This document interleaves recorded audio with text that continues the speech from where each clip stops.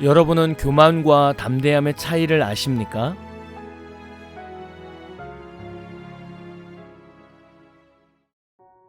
안녕하세요. 하루를 말씀으로 시작하는 오늘의 묵상입니다. 오늘은 사무엘상 17장 24절부터 30절까지의 내용을 묵상하겠습니다. 먼저 말씀을 듣겠습니다. 이스라엘 모든 사람이 그 사람을 보고 심히 두려워하여 그 앞에서 도망하며 이스라엘 사람들이 이르되 너희가 이 올라온 사람을 보았느냐? 참으로 이스라엘을 모욕하러 왔도다. 그를 죽이는 사람은 왕이 많은 재물로 부하게 하고 그의 딸을 그에게 주고 그 아버지의 집을 이스라엘 중에서 세금을 면제하게 하시리라. 다윗이 곁에 서 있는 사람들에게 말하여 이르되 이 블레셋 사람을 죽여 이스라엘의 치욕을 제거하는 사람에게는 어떠한 대우를 하겠느냐?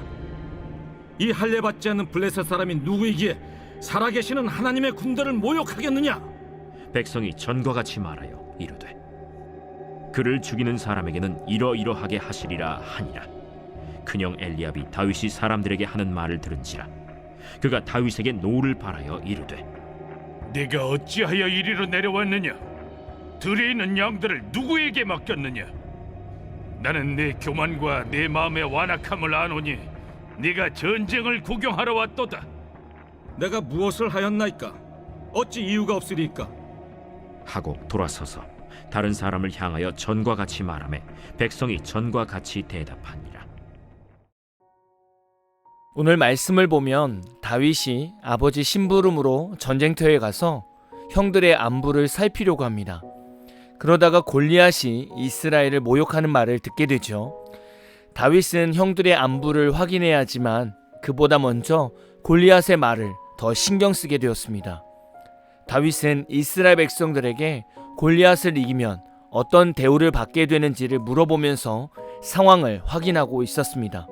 이때 2세의 장남 엘리압이 다윗이 사람들과 나누는 대화를 보면서 28절에 이렇게 다윗을 비난합니다. 나는 내 교만과 내 마음의 완악함을 아노니 네가 전쟁을 구경하러 왔도다. 엘리압은 다윗이 사람들과 대화하는 모습을 보고 다윗에게 너무나 심한 말을 하게 됩니다. 엘리압의 이 말에는 그동안의 여러 감정들이 포함된 표현이었습니다. 과거 사무엘이 이새의 집에 와서 차기 왕을 찾고 있을 때 엘리압은 자신이 기름 부음을 받을 줄 알았습니다.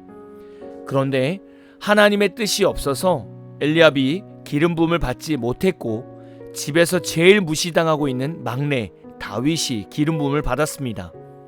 이미 엘리압은 이것만으로도 감정이 크게 상해 있었을 것입니다. 그리고 이 당시에는 장자 문화였고 장자 문화에서는 서열 의식이 강했습니다. 장자 엘리압은 가문의 대표자입니다. 그리고 군대에 나온 형제들 중에서 맞이입니다. 그래서 전쟁터에서의 실질적인 책임자는 엘리압이었습니다. 그런데 아버지 심부름으로 온 막내가 군인들에게 이것저것 물어보고 다니는 것이 장자 엘리압 눈에는 자기 분수를 모르는 건방진 행동으로 보였던 것입니다. 또한 이스라엘 군사들은 40일 동안 골리앗 앞에서 아무것도 하지 못하고 있었습니다.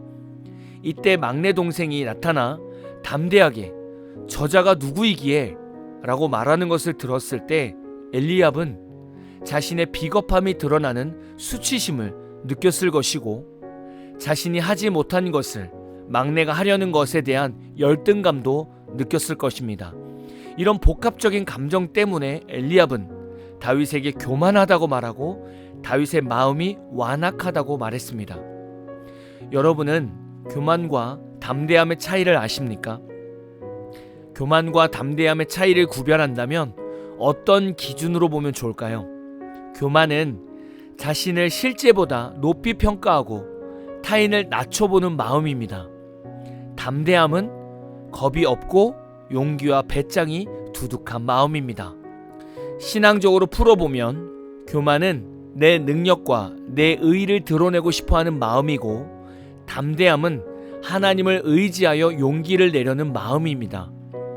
우리가 교만하다고 표현할 때에는 그 사람이 자신의 능력을 자랑하고 자신이 영광을 취하는 상황입니다. 내 재력을 자랑하고 싶어하는 성도, 내 노래와 내 재능을 자랑하고 싶어하는 성도, 내 봉사와 헌신을 드러내고 싶어하는 성도들을 찾아볼 수 있습니다. 우리가 담대하다고 표현할 때에는 그 사람의 재능이 부족해도 하나님이 쓰시겠다고 말씀하시면 용기 내어 당당하게 헌신하는 상황입니다. 교회 안에서도 얼마든지 담대한 성도를 찾아볼 수 있습니다. 자신은 부족하지만 목회자가 필요하다고 하고 주가 쓰시겠다고 말씀하실 때 주신 사역을 자신 있게 담당하는 성도들이 있습니다. 이런 성도들은 질투하는 성도들 눈에는 교만한 성도처럼 보이지만 이들은 돌아서면 자신보다 하나님을 더 드러내려고 자신의 의의를 감추려고 노력합니다.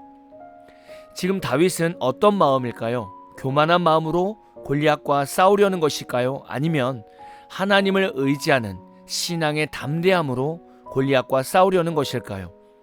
당연히 다윗은 하나님을 의지하는 담대함으로 골리앗과 싸우려는 것입니다. 그리스도인들에게는 교만이 아니라 담대한 모습이 있어야 합니다. 물론 세상 사람들이 볼 때에는 교만과 담대한 모습을 판단하기 쉽지 않습니다. 둘 다 자신감 넘쳐 보이고 자신을 드러내는 것처럼 보입니다. 그런데 그리스도인의 교만과 담대함의 차이는 마지막 열매가 다릅니다. 불신자들은 그리스도인들이 하나님을 믿는 믿음으로 세상에서 담대하게 살아가려고 하면 오히려 비웃고 무모한 사람이라고 비판합니다. 성도들은 기도만 하면 담대해지지 않습니까? 이런 모습이 불신자들이 볼 때에는 무모한 담대함처럼 보이는 것입니다. 그리고 세상 사람들이 오히려 믿음으로 담대하게 살아가려는 그리스도인들을 보면서 교만하다고 말합니다. 가만히 보면 그리스도인들은 가정에 문제가 생기고 회사에 문제가 생길 때 불신자와 동일하게 염려와 두려움에 잠시 빠지지만 그 가운데에서도 일상생활을 담대히 해갑니다. 그 이유는 전능하신 하나님을 의지하기 때문입니다. 불신자들이 이런 모습을 볼 때 교만해 보이는 것이죠. 누가 봐도 성도들의 가정과 직장과 사업장이 힘든데 힘든 내색을 하지 않고 오히려 담대히 앞으로 가고 있으니 얼마나 얄밉겠습니까? 우리는 전능하신 하나님을 믿고 있기 때문에 어떤 환경에서든지 담대히 살아갈 수 있습니다. 성도는 처음 시작하는 일에서도 처음 시작하는 공부에서도 하나님께서 함께 계시고 그 하나님이 전능하시기 때문에 담대히 도전할 수 있어야 합니다. 이것이 다윗과 같은 그리스도의 삶입니다. 이렇게 묵상을 남기면서 사실 한쪽 마음으로는 현대 시대에서 다윗과 같은 그리스도인을 찾을 수 있을까라는 생각을 해봅니다. 골리앗과 같은 인생의 최대 위기를 만나도 과연 우리는 믿음으로 담대히 앞으로 나갈 수 있는 그리스도인일까라는 생각을 했던 것입니다. 여러분은 이 부분에 대해서 어떻게 생각하십니까? 오늘 하루 말씀을 묵상하시면서 다윗처럼 하나님을 의지하여 담대히 살아가시는 멋진 성도님이 다 되시기를 진심으로 축복합니다. 오늘 마무리 찬양은 손준호님의 너는 강하고 담대하라 라는 찬양입니다. 찬양 후에는 잔잔한 연주곡이 있습니다. 말씀을 생각하면서 기도하는 시간을 가져보십시오.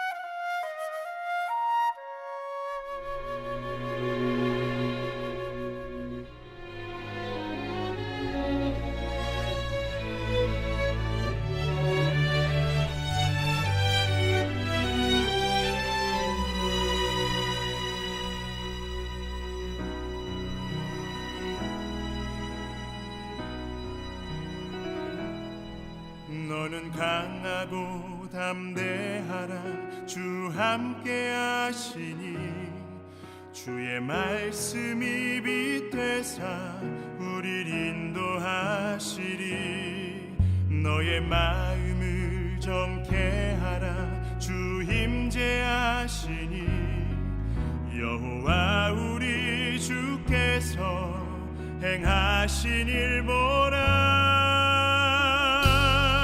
주님 내게 허락 약속하신 이 약속의 땅에 주 의지하며 나갈 때에 주 여호와 권능의 손 우릴 도우시니 행하신 모든 일 다 찬양해.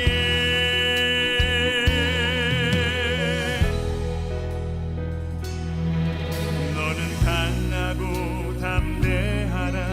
주 함께 하시니 주의 말씀이 빛되사 우릴 인도하시리.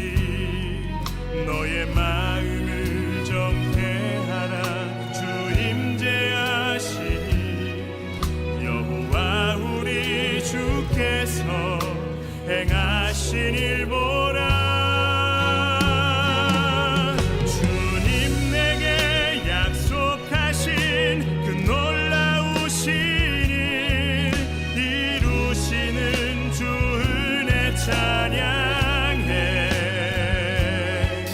주 여호와 능력의 주 온 세상 알도록 위대하신 주 선포하리라.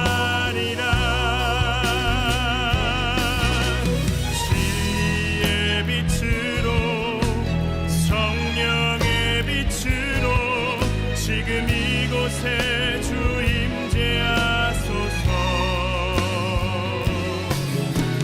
주의 나라 위해 택하신 주 백성 이제 일어나 주 이름 외치세.